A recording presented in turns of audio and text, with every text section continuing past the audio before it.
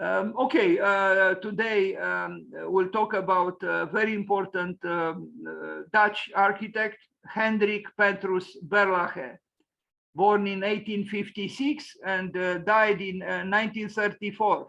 And why do we talk about him today? Because today is the 21st of February and it is his birthday. So let's wish him happy birthday, Mr. Berlage, who was a proeminent Dutch architect, born in 1856 on this very day, the 21st of February. This is how he looked like. And yes, indeed, the Dutch have remarkable architects. They do now and they did then. A very large number of remarkable architects. Berlage studied architecture at the Zurich Institute of Technology between 1875 and 1878, after which he traveled extensively for 3 years through Europe. In the 1880s, he formed a partnership in the Netherlands with Theodore Sanders, which produced a mixture of practical and utopian projects. A published author, Berlage held memberships in various architectural societies, including CIAM1, meaning the Congrès International d'Architecture Moderne. Considered the father of modern architecture in the Netherlands and the intermediary between the traditionalists and the modernists, Berlage's theories inspired most Dutch architectural groups of the 1920s, including the traditionalists, the Amsterdam School, the Stel, and the new objectivism. I hesitated a little bit when I pronounced the correctly, is I think die Stel. I checked the pronunciation. It's something like this, die Stel, and the new objectivists. He received the British RIBA Royal Gold Medal in 1932. Now, for a single architect to influence the traditionalists, the Amsterdam School, die Stel, and the new objectivists is remarkable, because these are movements that are divergent, were divergent. They were very, very different from each other. So this was the man with a famous work by him in Amsterdam, and we are going to see it in detail. Another picture with him with the hand of the architect, and of course the hand of the architect is important. Maybe a little bit less now, but even today, you need a hand to use the mouse. A melancholy man, maybe an introverted man, a remarkable architect, Hendrik Petrus Berlage. Happy birthday to you, sir. Some drawings by Berlage. Again, we are talking about pre-modernity, but as I read, he is considered the father of modernism, of modern architecture in the Netherlands. Not a little thing. There were a few other so-called fathers, but he was maybe the quintessential one, or a very important one among some others. Anyway, these are some drawings by Berlage. Very illustrative, facade of a building, perspectival drawing, all done manually. Of course, there was no software at the time at all. Colored pencils, an urban scene in Amsterdam. This was built, and we are going to see it.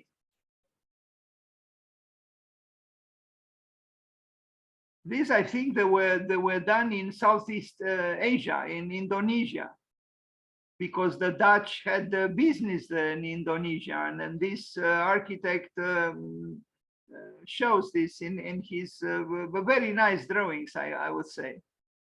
They are from Indonesia, and these are traditional Indonesian houses. A pencil drawing by Berlage. What is it about the Dutch that they have so many remarkable architects and artists? And they probably do in other fields as well. Now, influenced by the architecture of H.H. Richardson, so Berlage knew the work of H.H. Richardson, who was one of the three founding fathers of modern architecture in the United States, the other two being Frank Lloyd Wright and Louis Sullivan. So there were three, famous trinity: H.H. Richardson, then Louis Sullivan, and then Frank Lloyd Wright. These three architects are considered, you know, the fathers of modern architecture in the United States. This is a church in Boston, in the United States, by H.H. Richardson. I don't know where this is, maybe in Buffalo, New York. But you see, it's a lot of brickwork and stonework. This was H.H. Richardson, a remarkable man and a remarkable architect. Unfortunately, he died rather young, but he built a lot. Please remember the name, H.H. Richardson, a very, very important architect for modern architecture and for the architecture of the United States. Another building by H.H. Richardson, another one by him, and then we'll see the relationship with Berlage. Now, a villa that Berlage built, I love that ceiling, you know, which is structural and it's contorted in a way. I'm sure the Japanese architect we talked about before would admire these complexities. The house towards the outside, as it is today, is maybe not very astonishing, you know, rather, you know, traditional, but with some elements of freedom that, you know, could announce a certain emancipation from tradition.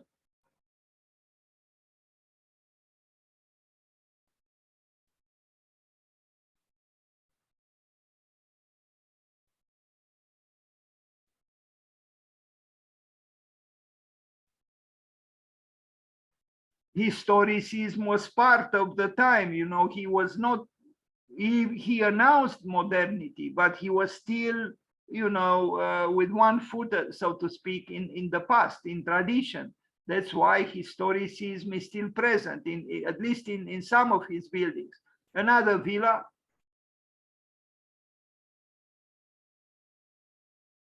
Or the same one, is actually the same one. Maybe I used the same building with two different names. Maybe it has two different names. This happens sometimes when you know, the same building is known with two or three names because the owners, you know, there were different owners.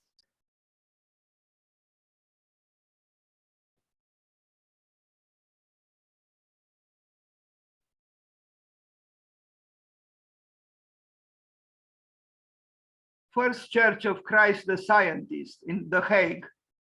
Now already he stepped into freeing himself from the past.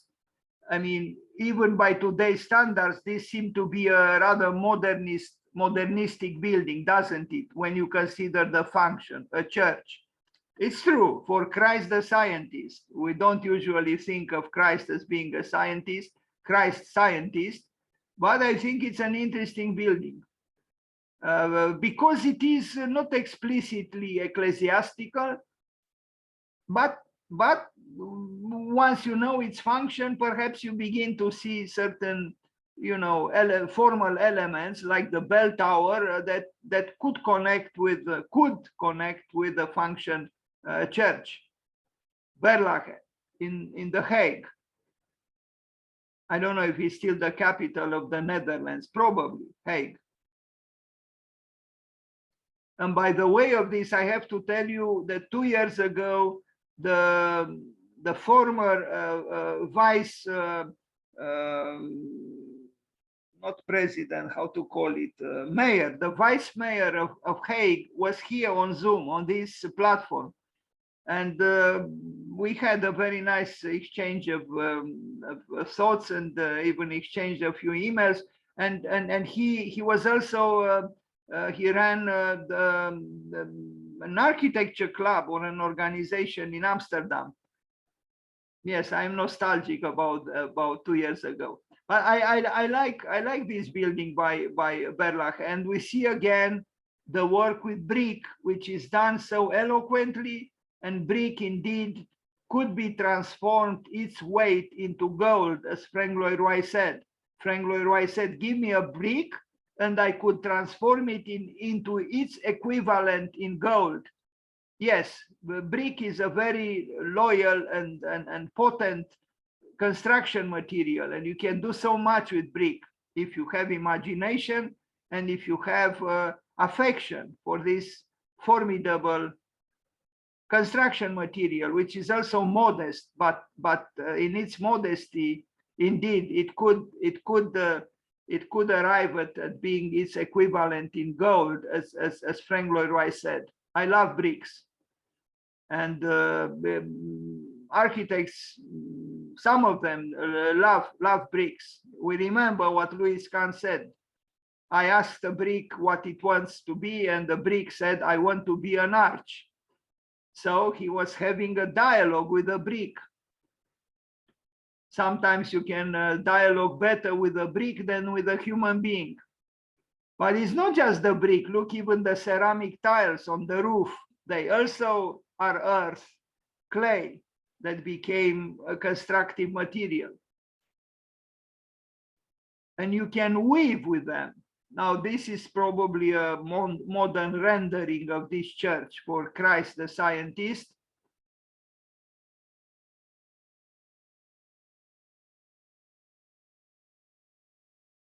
Yeah, it's done digitally, obviously. This was not done by Berlage. The proximity of water helps.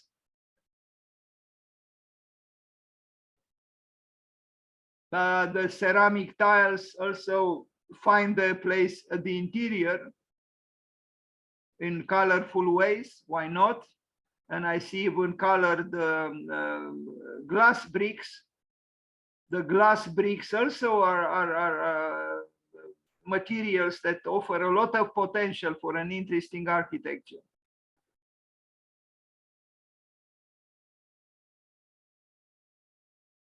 Hendrik, Petrus, Berlage, the father of modern architecture in the Netherlands.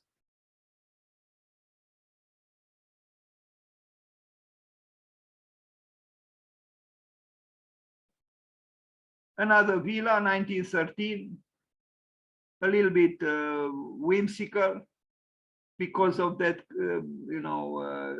cornice. And brick, if you use brick, please use it exposed. It would be a shame to cover brick. Brick achieves its greatest potential if it's shown with its truth, even if might not be protected, but a good quality brick can endure a lot. Because it's nice to see how it is woven, how it makes a wall. This is a large building, a lodge from 1916. You see the relationship with H.H. Richardson. The Dutch were very sensitive to the North American architects. They loved Frank Lloyd Wright. Here we see that they loved H.H. Richardson, or at least Berlage loved H.H. Richardson.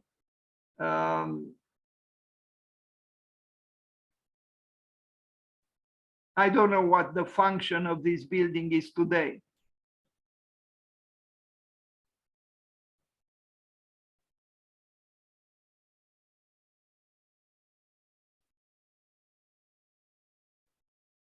Even if the plan is perfectly symmetrical, when you see it in so-called reality, you don't get this feeling because of the asymmetry of the bell tower. And it depends from what angle you perceive it. Even a symmetrical building, but here you have a cluster of buildings. Because of this fragmentation, the plane is perfectly symmetrical. But if you look at this image, you wouldn't say this is a symmetrical building or a symmetrical cluster of buildings. But the plan shows clearly it's perfectly symmetrical. Now here you perceive the symmetry, yes. quite monumental.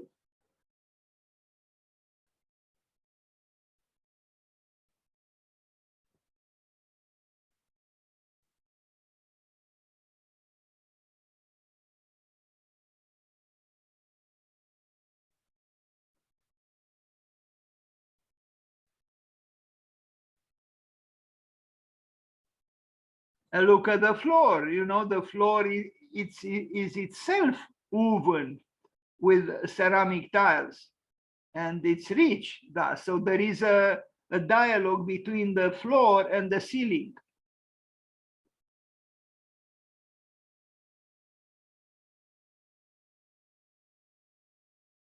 Not afraid to use color, not afraid to use ornament.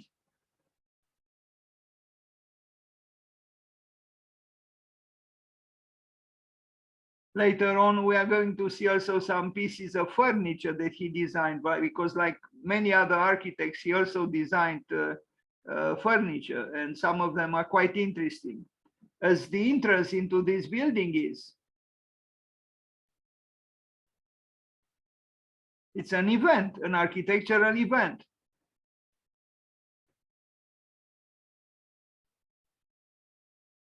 Now, this is a museum. He is getting more and more modern. I like this building very much. Let's see it. You know, already now we see why, for example, Dichtel was influenced by Berlage, because here he becomes almost cubistic. I mean, the tradition is very diluted here in its presence. So this side of Berlage influenced a movement like Dichtel. An excellent building.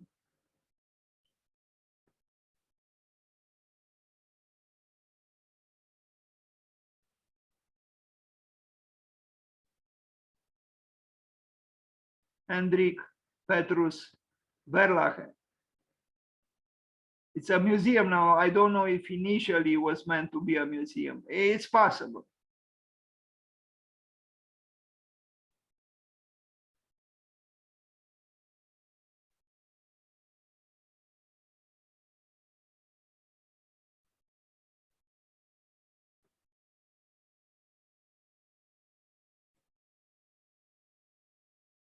Again, to be considered the father of modernism in such a rich country in architecture like the Netherlands is not a little thing at all. It's a great honor. The Peace Palace, this is a project. It was not built as far as I know. Maybe we should build it now, right at the frontier between Ukraine and Russia.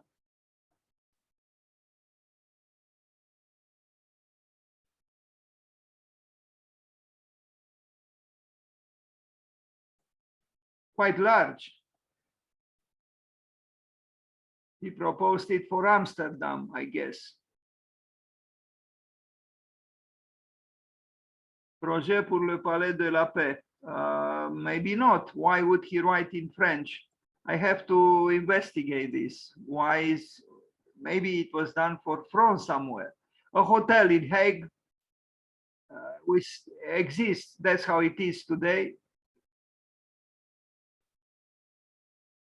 I love this, you know, narrow atrium, but the staircase and you know, the movement of the adjacent walls, and it's dramatic, it's sculptural, it's interesting, it's enticing, and it has also natural light. Towards the outside is not so, you know, interesting perhaps, but I wish I had more pictures with this. But I don't. Anyway, it's a hotel. And now we arrive at the perhaps the best known work by him, the Amsterdam Commodities Exchange.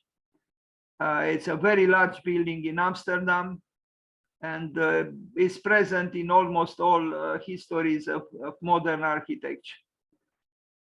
Yes, it is modern, although, you know, history is still present, tradition is still present, but you cannot say that you know, it doesn't have audacity. It does. With its metallic structure for the roof, for the central part, and then the brickwork, and you know, the configuration seems to have inspiration coming from what we call tradition, but he also takes some freedom here into play, and it's a remarkable building. I hope I have some pictures from the present with all kinds of activities happening inside this building. Yeah, like even this technology that you know, I mean, the building is offering the chance to have all kinds of you know, events here, and you know, art, theater, whatever, and it doesn't change the building, but it accommodates, because of this very large space that is done, you know, very generously. It accommodates all kinds of interventions, and including very, you know, modern ones, like we see here, all those apparatuses, all that high-tech equipment hanging there. It's okay. I like this dialogue between the past and the present.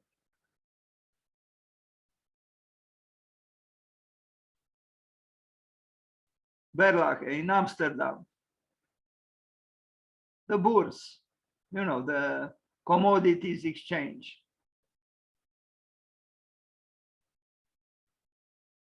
There is also an important school. I don't know if it still functions. Maybe the Berlage Institute in Rotterdam, I think it is, an institute for higher learning in architecture that bears the name of Berlage.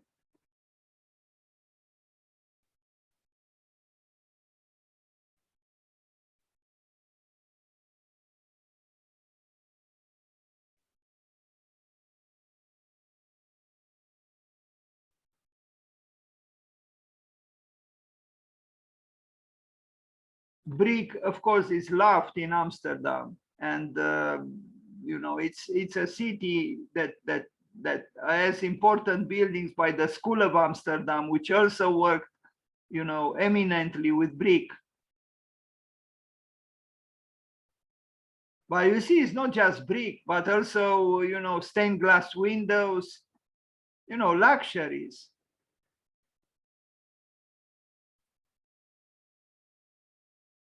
Well, the competition entry, I think, was this one, but then when it was built, it became simplified.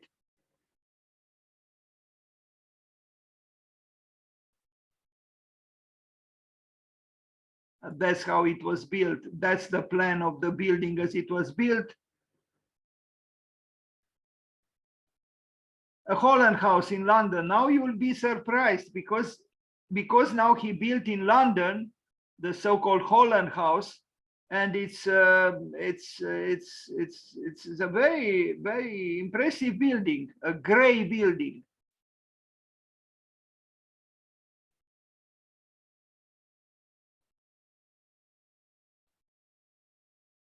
And not far from that famous tower by Sir Norman Foster. Let me see, where is it? Just a second. I wish but you see it in this picture, but a little bit. Just a second. You see it's here.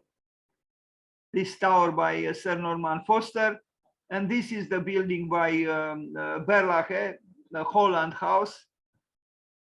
The interior also rich because of the ceramic tiles, both on the floor and the ceiling and the walls. He designed everything. He designed the lamps.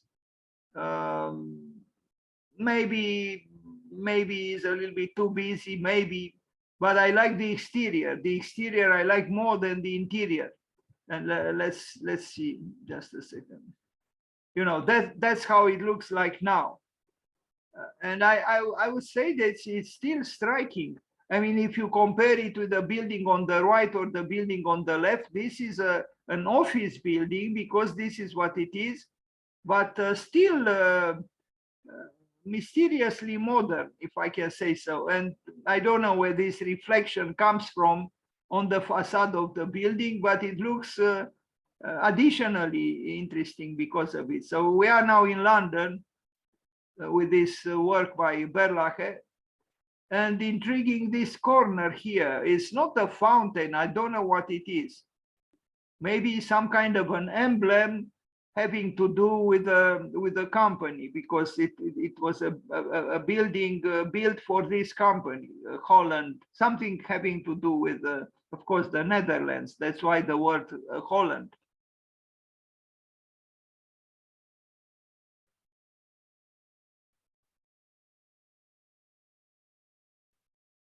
I'm not sure about all the colors here, the busyness, but that was his business. Anyway, we move forward.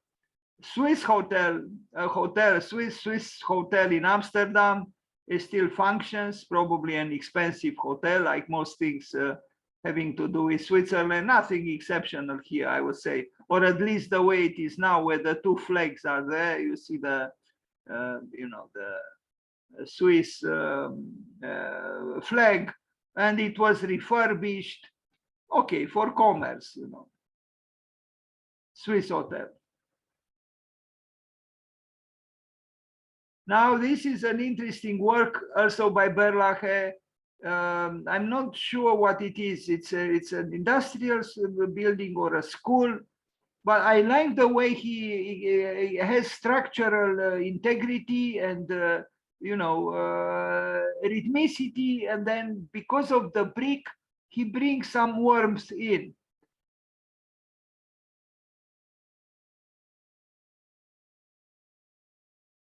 It could be both, some kind of, I don't know, horizontal office building, or some kind of an industrial building, or a school. Maybe it's a school. I should know, but I don't.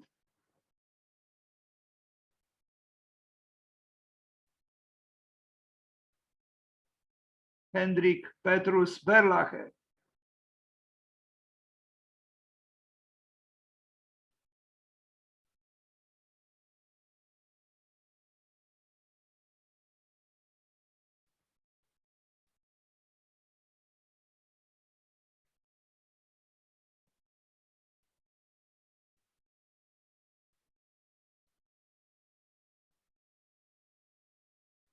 This is a, a city hall, a small city hall, perhaps in a village or a small town. Why not? With an emphatic bell tower, modernistic interior, more modernistic than the exterior, perhaps, still brick. Berlage.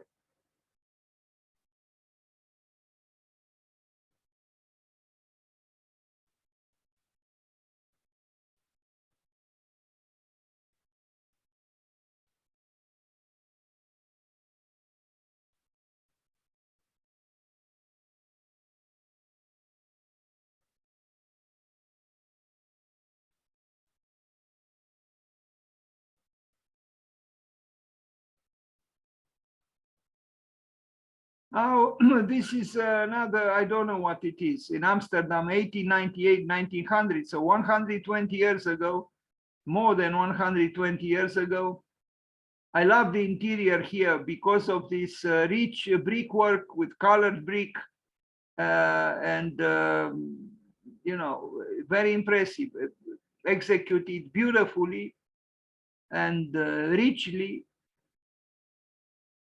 Such courtyards, if we are to call them so, are very beneficial. You can create, using the vertical circulation, very interesting architectural configurations. And it's some kind of a public space. You can communicate with other people through these corridors, from the staircases. You bring natural light into the center of the building, and it's something to employ, I would say.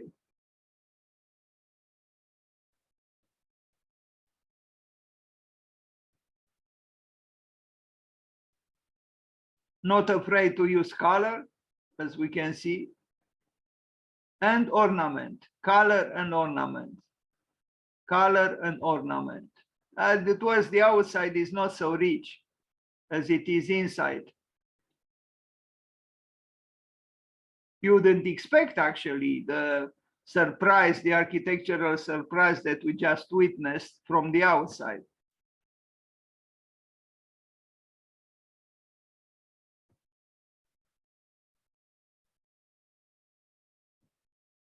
And we end the presentation about this father of modernism, modern architecture in the Netherlands, Hendrik Petrus Berlage, with some furniture designs by him.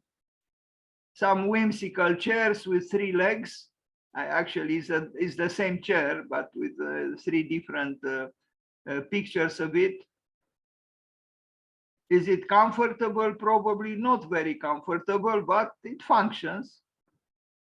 Architects sometimes indulge in extravagant designs without really thinking too much about comfort. Frank Lloyd Wright was joking at the end of his life that he has a pain in a certain part of his body because he sat for too long on his own chairs, meaning the chairs he designed. But this one seems to be, approximately comfortable and solid. Sofa, probably without the cushions. This, though, is interesting, inspired by Egyptian design, solid wood, massive wood, beautifully crafted. Berlage, probably heavy.